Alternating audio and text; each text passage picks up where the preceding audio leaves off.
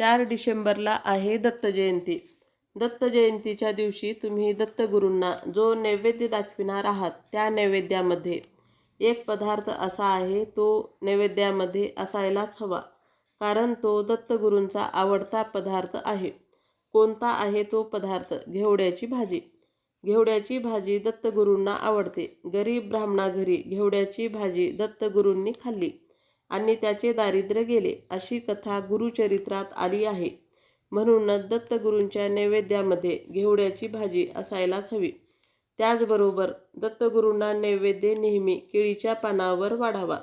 दत्तगुरूंच्या नैवेद्यामध्ये पिवळ्या पदार्थाचा समावेश असावा। पिवळी मिठाई किंवा पिवळी मूग डाळीची खिचडी। साधा सोपा नैवेद्य तुम्ही दत्तगुरूंना दाखवू शकता, पण त्याबरोबरच पिवळ्या पदार्थाचा समावेश आणि घेवड्याची भाजी असायलाच हवी। दत्तगुरूंच्या नैवेद्यामध्ये अगदी साधे पदार्थ असावेत।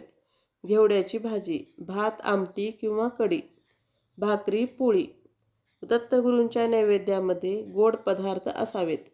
गोड पदार्थामध्ये पुरणपोळी किंवा अननस आंबा घालून केलेला गोड शिरा किंवा शेवयाची खीर, जिलबी, मोतीचूर लाडू यापैकी कुठलाही पदार्थ घेऊ शकता। दत्तगुरूंच्या नैवेद्यामध्ये पिवळ्या पदार्थाचा समावेश असावा। पिवळी मिठाई किंवा पिवळी मूग डाळीची खिचडी। साधा सोपा नैवेद्य तुम्ही दत्तगुरूंना दाखवू शकता, पण त्याबरोबरच पिवळ्या पदार्थाचा समावेश आणि घेवड्याची भाजी असायलाच हवी। हा साधा सोपा नैवेद्य दत्तगुरूंना दाखवावा।